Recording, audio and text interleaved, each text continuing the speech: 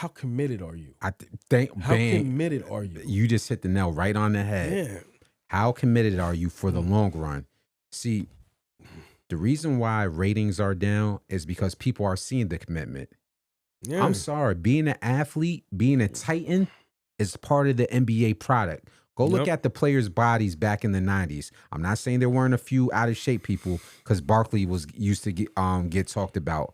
But go look at Dennis Rodman. Go look at David Robinson, Hakeem Olajuwon, even a prime Patrick Ewing, Dominique Wilkins. Those dudes were Scotty. cut and chiseled up every single season until they retired, until they were like 39 or whatever like that. Right. But their prime years, Sean Kemp was Sean Kemp because of how cut up he was. You know, that was until you went to Cleveland. But in his prime at 25, that's who we were comparing Zion to, a young Sean Kemp or a young Larry Johnson. Same thing with him before he hurt his back. Yeah. Those players took care of their bodies.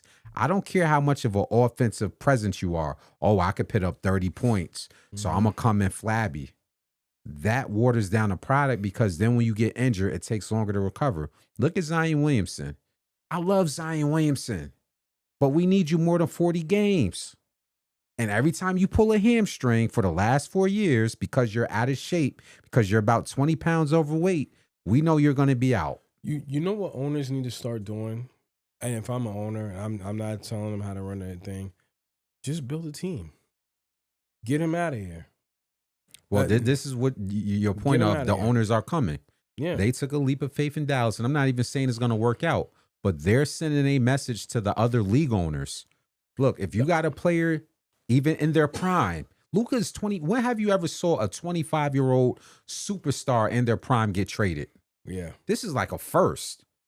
And he's talking about, I'm motivated. Yo, you should have been motivated. Yeah. You should have been motivated. Because what you thought was, I made it to the finals and I didn't come in the season the best of shape.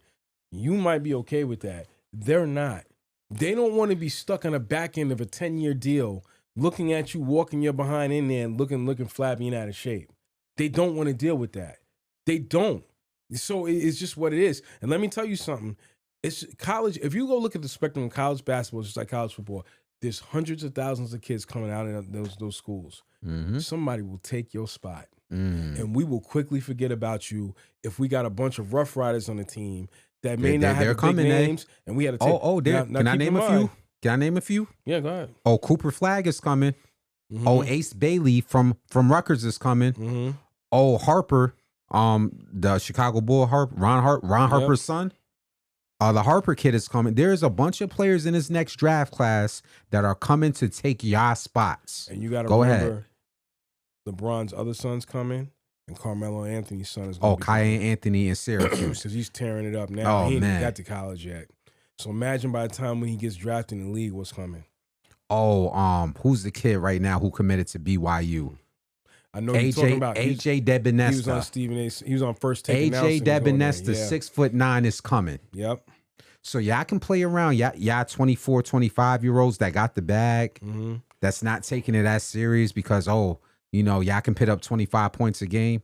There's some young, hungry Rough Riders in college and in high school that in 3 years y'all gonna have to see when y'all start entering y'all prime.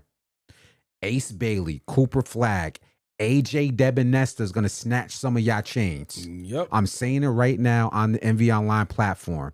6'9", AJ Debinesta. I hope I'm pronouncing your last name right. Who committed to BYU. He's NBA ready now before he stepped foot in college. He just had to make a pit stop at BYU. By the time he gets to the NBA, some of y'all chains is getting snatched. Yep. Some of y'all is going to get deboed because y'all not taking it serious. Go ahead. No, I agree with that. And I think that these players are not getting it.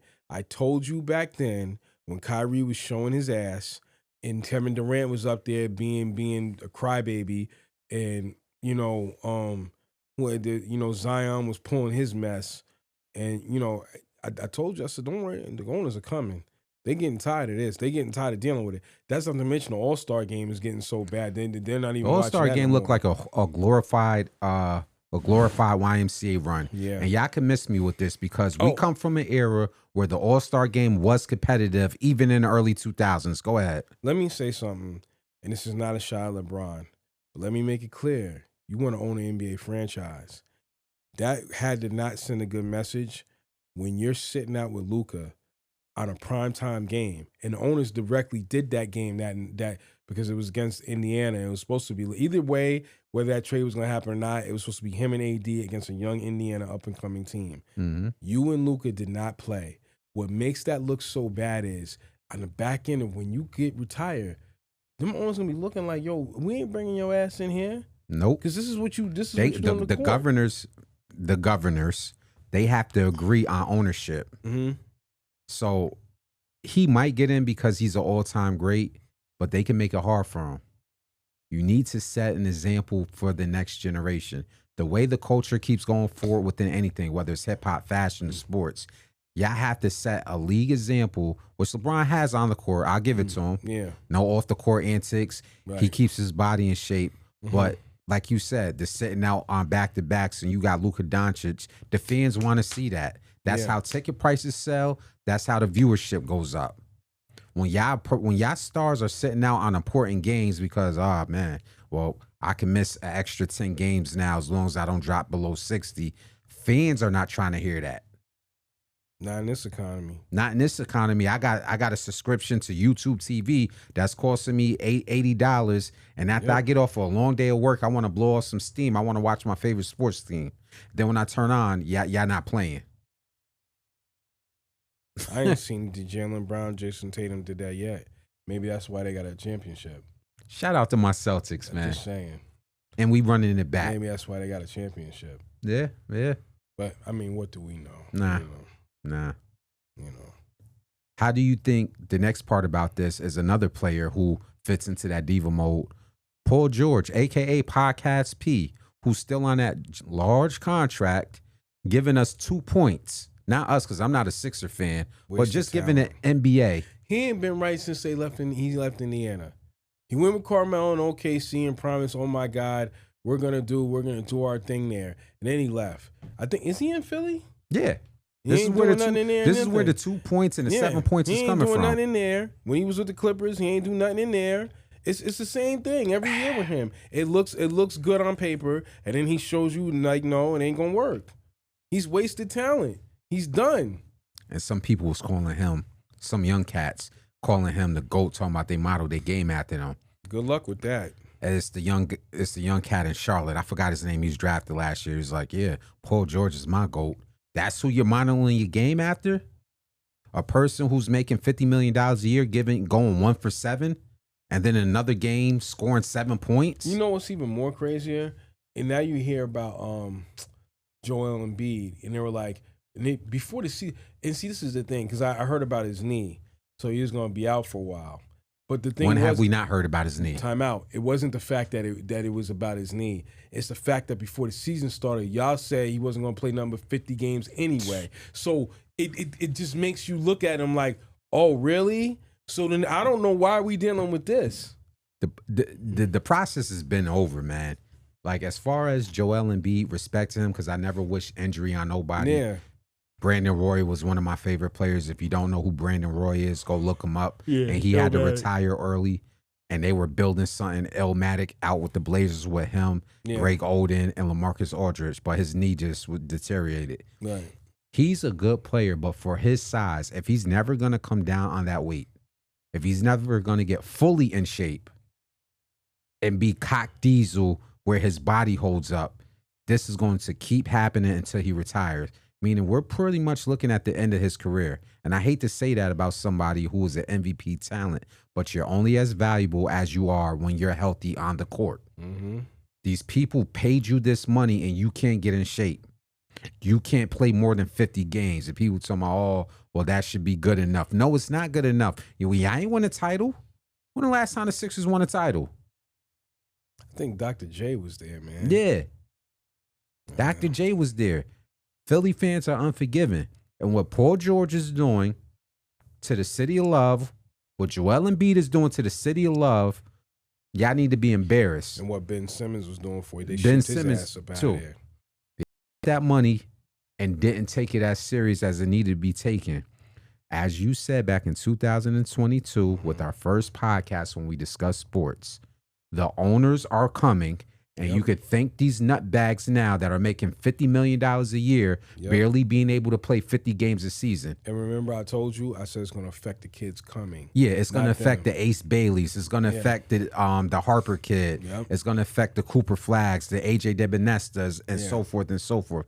They're going to have to fight to reface the league because of what y'all players who are still in y'all prime. I could see if these were 35-year-olds. Some of these players is like 25, 26, 27. Y'all pulling this now? I can't wait to see them young cats get in the league in the next 2 years. I can't wait to see Harper and Ace Bailey and Cooper Flack snatch y'all chain. It's gonna be a lot of chain snatching, eh? I think in that too, and you know, and just this low management thing. Nobody cares. Nobody cares. That's why Jordan's the GOAT. Karl Malone, Stockton, Barkley. Take Karl Malone out of that. He don't get no love from me. Dude's a little pedophile. Go ahead. Aside from that, but you know the dudes he beat in the finals. I mean, you know the Pistons. They played every night. Remember when Isaiah Thomas played on that messed up ankle versus the Lakers? Barkley said some nights they played back to back. Like they flew overnight and they had to play a game the next night. He said, yo, these dudes is over here talking about, yo, they got to play a game the next night, so they're not going to play this game. Like, they'll either play the game the night before or they're playing the game the next night, but they're not going to play both games. And I'm just thinking in the back of my mind, really? That's what we doing? Mind you, you getting paid, like you said, and we're talking about double digits millions of dollars per year. And that is your response? We've never seen this type of wealth being distributed in sports. Maybe in other sports like international soccer and baseball, but in basketball, this wealth has never been distributed. Some of my favorite players barely made $80 million for their entire career. Facts. These guys are clearing that within 2 years. I'm going to say that again. Some of my favorite players, like a Paul Pierce, probably earned $80 million for his entire career.